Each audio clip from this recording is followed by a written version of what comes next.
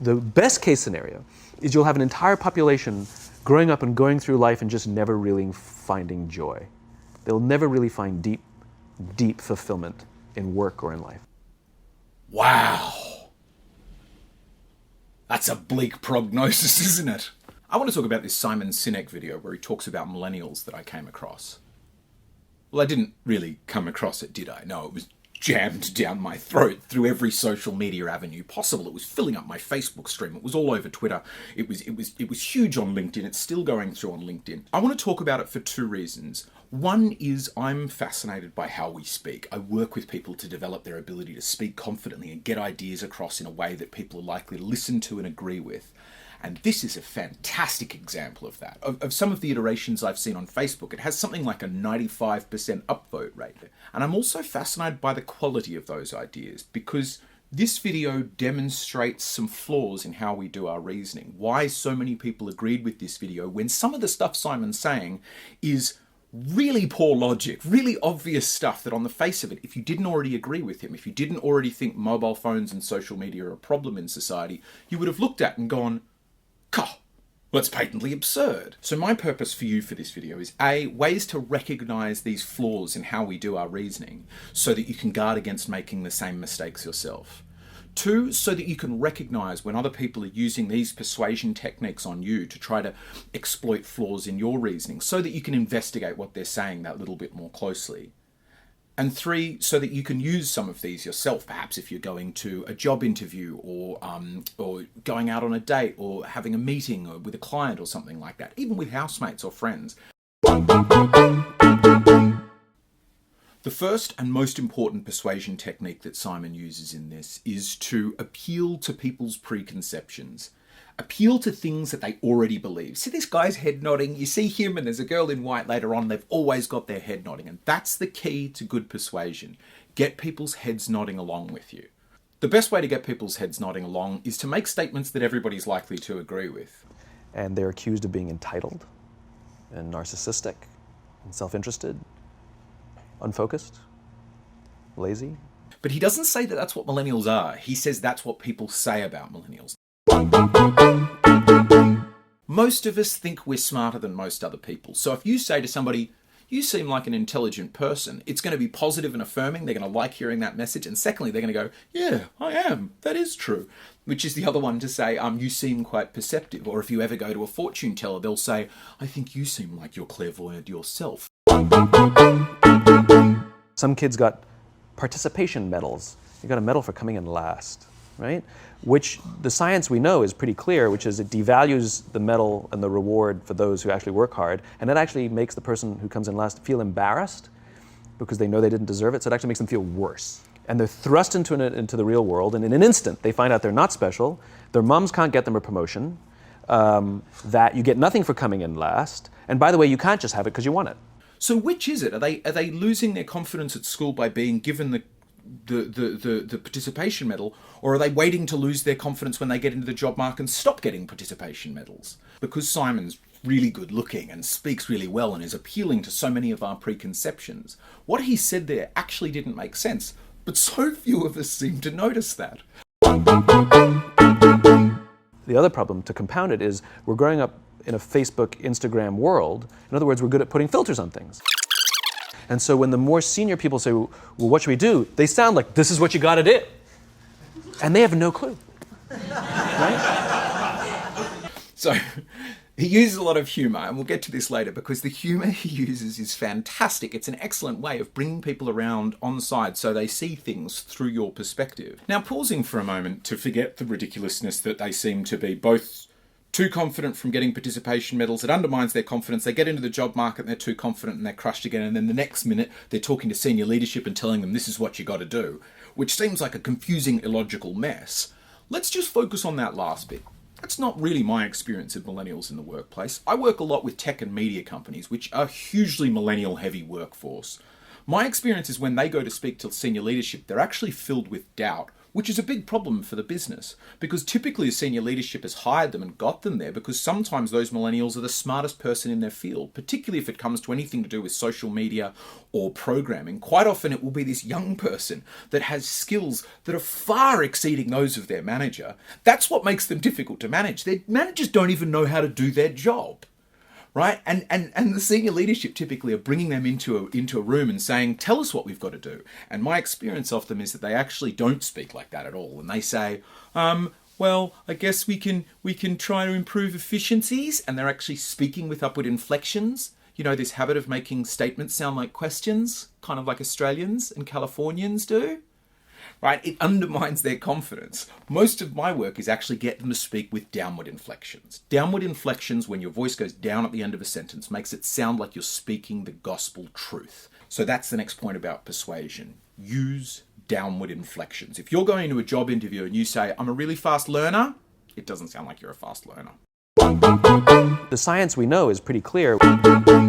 Because humans love to outsource our reasoning. We like for other people to decide what's right, both morally and factually. It's an exhausting process. So what we typically do is we listen for somebody who is eloquent, who's funny, who appeals to our preconceptions and gets our head nodding. And then when they introduce science and facts, we just go, okay. We know that engagement with social media and our cell phones releases a chemical called dopamine. Dopamine is the exact same chemical that makes us feel good when we smoke, when we drink, and when we gamble. In other words, it's highly, highly addictive, right? We have age restrictions on smoking, gambling, and alcohol, and we have no age restrictions on social media and cell phones. So that, what Simon's done there is actually called a false equivalence. And that is where he says, because this thing is like this other thing, it pretty much is this other thing. Which is the equivalent of opening up the liquor cabinet and saying to our teenagers, hey, by the way, this adolescence thing, if it gets you down. But that's basically what's happening. It's basically what's happening. It's not basically what's happening, is it, Simon? Because he's able to make this equivalence with dopamine to harmful subjects, we completely miss the fact that what is dopamine? Dopamine is anything that causes pleasure. Literally anything that you do that causes you pleasure, particularly also if it involves developing a skill and or exercise. It will cause dopamine release. That is motorcycling, that is hiking, that is playing music, that is listening to music, that is ticking things off to-do lists, that is sex, that is meeting up with your friends, that is somebody telling you got nice shoes, that is everything. Not all of these things are age restricted. The only things we age restrict typically are things that might also damage you. But why does he make this false equivalence? Well, partly because he already sees social media as damaging. So before he went into this, he went, well, how can I liken this to other damaging things? Almost every alcoholic discovered alcohol when they were teenagers. Really, that's quite interesting. Do you know who else discovered alcohol in their teenage years? F***ing everybody. Sorry. This logical fallacy is called post hoc ergo propter hoc, which means after this, therefore because of this. You have an addiction. And like all addiction, in time, it'll destroy relationships, it'll cost time, and it'll cost money, and it'll make your life worse. Oh, look at this poor guy getting his life made worse. Now, if you could recognize that relationship between mobile phones and gambling and alcohol was fallacious, you would have immediately gone, well, hang on, how is it ruining our ability to connect with one another? In some cases, I connect with other human beings through my mobile phone. Right? That's what happens. And the fact that you cannot put it away is because you are addicted.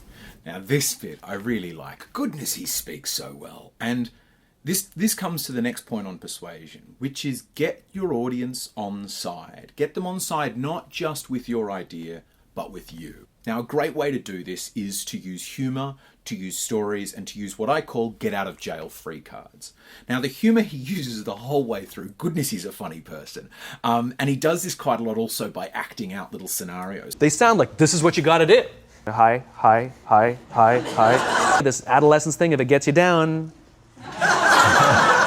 So then you can see the scenario happen and you can see it play out in your head without ever going, oh, I need to investigate the other side of that. That's the advantage of storytelling or using metaphor. think about how many people on LinkedIn were sharing this on their LinkedIn, knowing that it was in some cases going to their own millennial employees. Like, that's a hard thing to say. You're never going to experience joy. Here's a video. What lets us off? What makes that okay video to send is these get out of jail free cards where he says, by no fault of their own, this is nothing, this is none of their doing. This has all happened to them. And so I keep meeting these wonderful, fantastic, idealistic, hardworking, smart kids. They've just graduated school. Kids who were just dealt a bad hand. It's no fault of their own. Sucks to be you. Like, we have no choice, right? Now you add in the sense of impatience.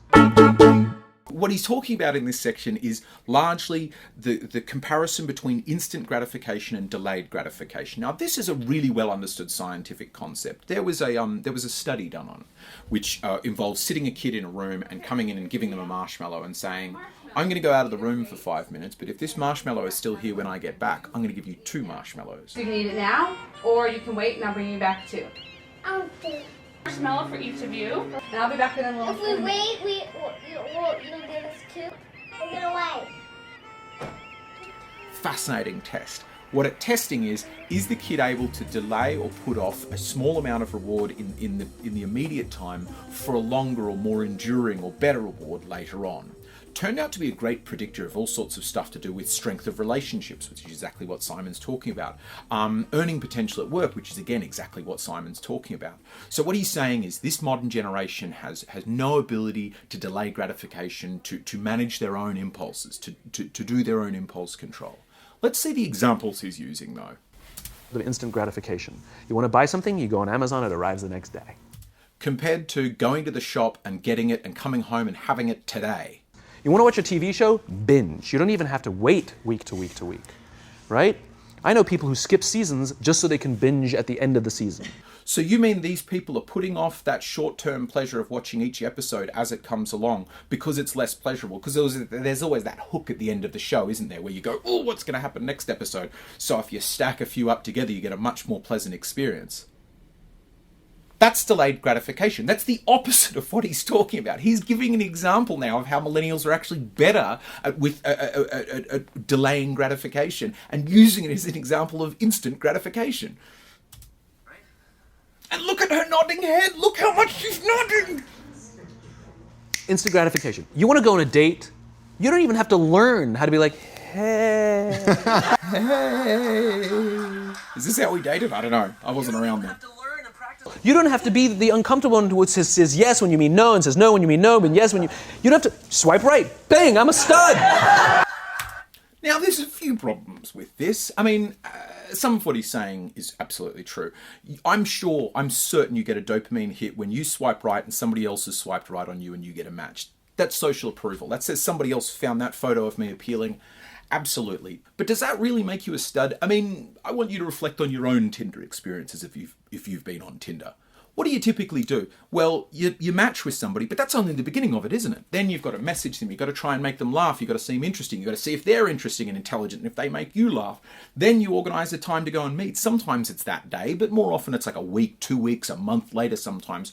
And what have you done in that meantime? You've chatted back and forth. You've started showing that you're willing to put in time into a relationship to see if you're going to like this person before you've ever laid eyes on them in the flesh. Let's compare that to the previous generation. What did you used to do? Go to the bar, get drunk, find someone, go bang them, and then find out if you get on well together. Which of these two is instant gratification?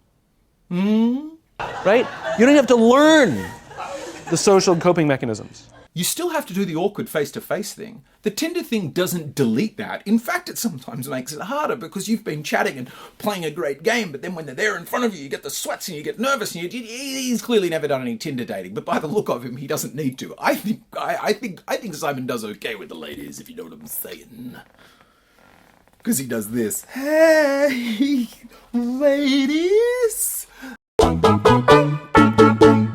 I, in fact, don't really like this tool of persuasion. That is to create a problem, to make a situation so bad for people that you well up in them a load of emotion. You've made them laugh, you've made them cry, you've made them so upset, and then you make a really bad problem for them so they get this angst. I need it, give me the solution, right? We become desperate for a solution and much, much more in need of somebody to be our savior. The worst case scenario, and we're already seeing it, the worst case scenario is we're seeing an increase in suicide rates.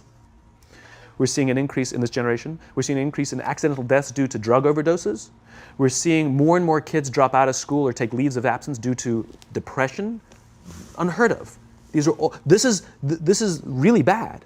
Or is it the fact that we're more comfortable, it's less taboo topic now to talk about mental health? So if a kid's taking time off school, he feels more okay saying to his parents, I just feel awful day after day. It doesn't seem to matter what happens to me. I just feel terrible. I'd like to go and talk to somebody, thank you. Listen to how bad he makes the problem now.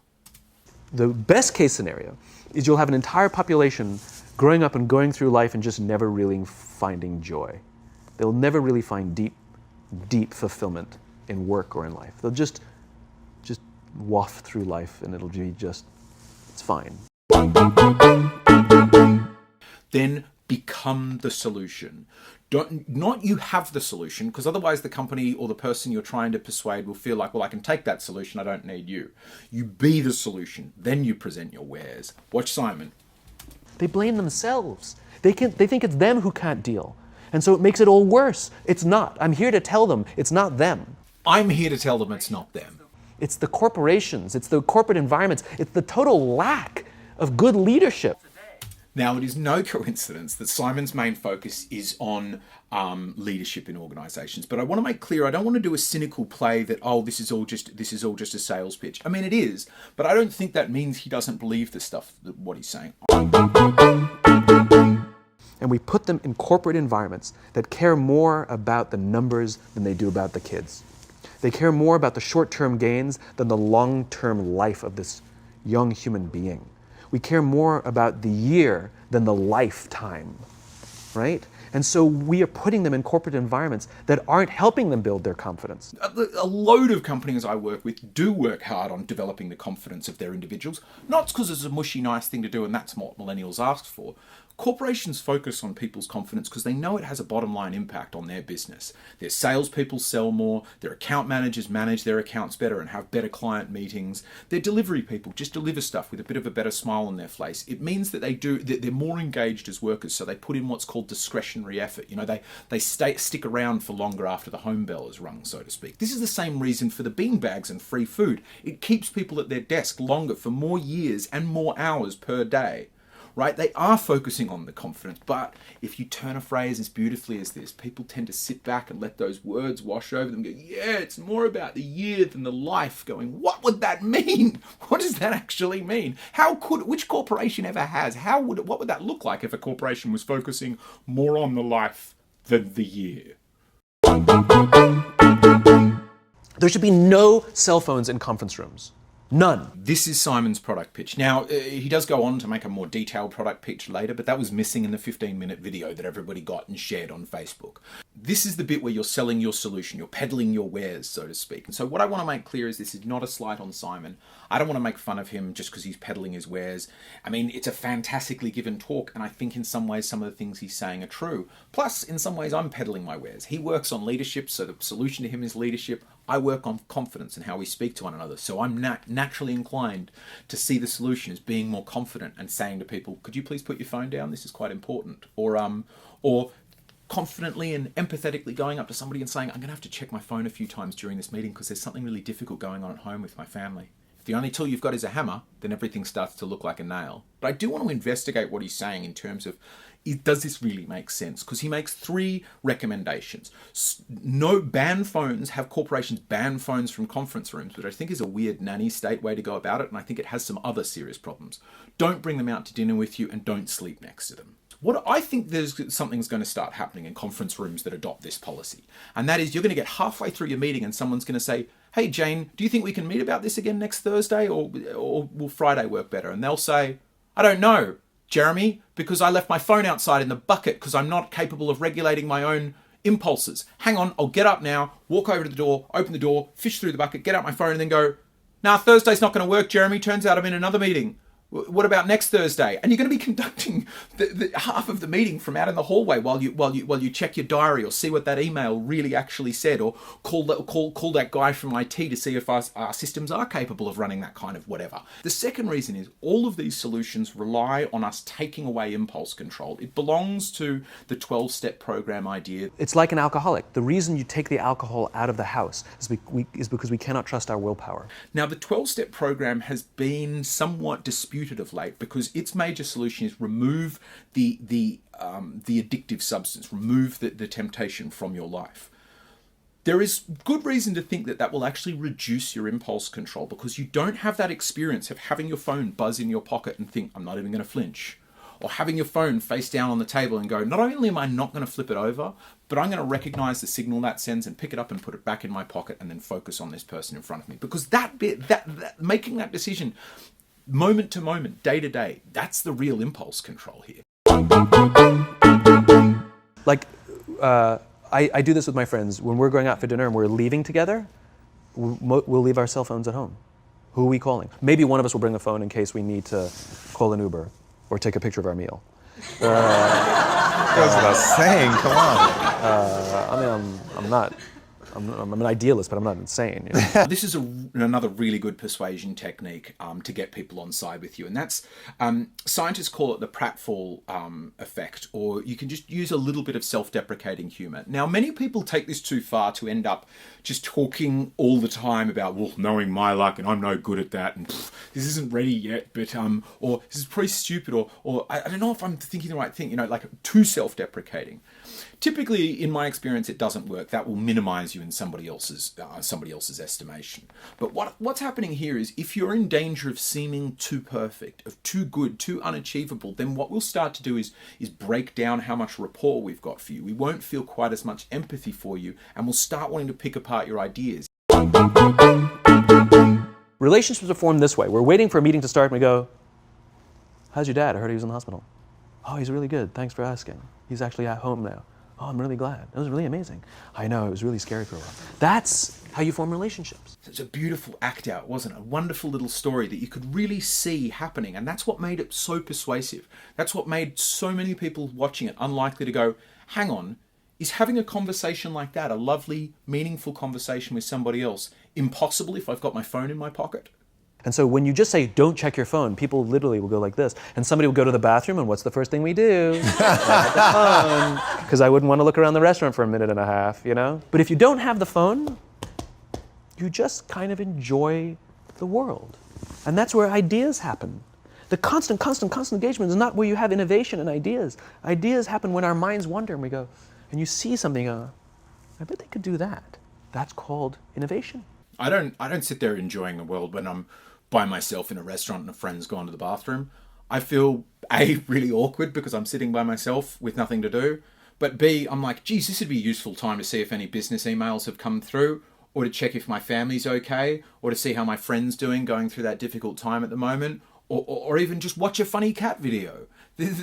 To suggest that these are negative things, that it's impossible to have inspiration without mobile phones, slightly forgets the fact that inspiration comes from the cross-semination of ideas, from seeing two different things in the world and going, I wonder what the relationship between those two is. And a mobile phone is a fantastic device to do that with, to introduce facts and ideas into your world. From sometimes across the world, from minds far smarter than the four of you sitting around this table, to see what they actually say about it, or to check up the science on something, or to see if that quote really was said by that person, or how old is George Clooney these days? Also, think about the number of people that can run their businesses basically through their mobile phone and using social media. Many people that make arts and crafts, advertise them on Pinterest, they get to spend more time with their friends because they occasionally whip out their mobile phone and go, ooh, looks like that product's taking off a lot. I'll just get in contact with the manufacturer and make sure they produce enough for the incoming demand.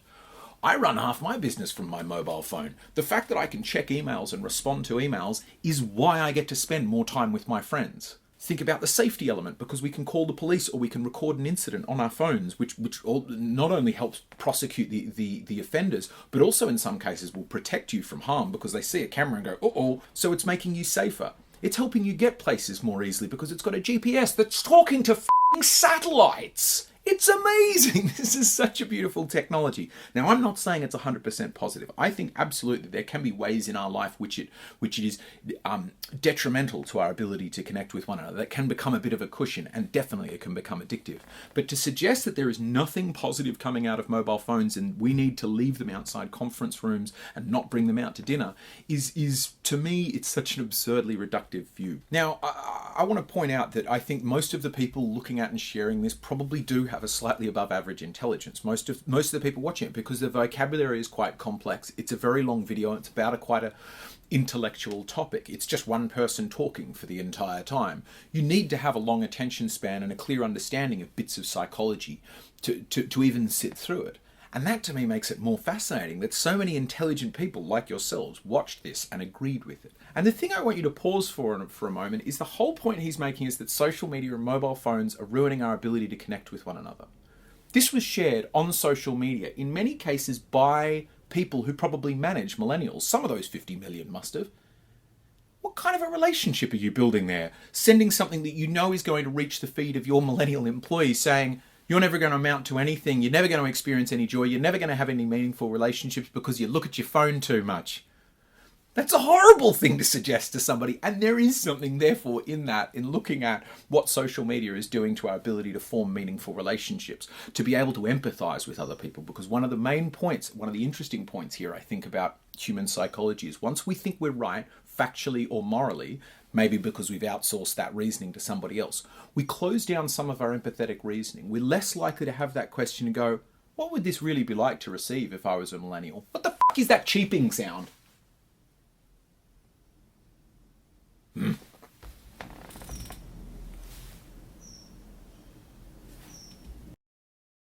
Okay, so this is the first of these videos that I've ever made. I mean, it's the first time I've made it's the third take though. It's very new to me, all of this stuff.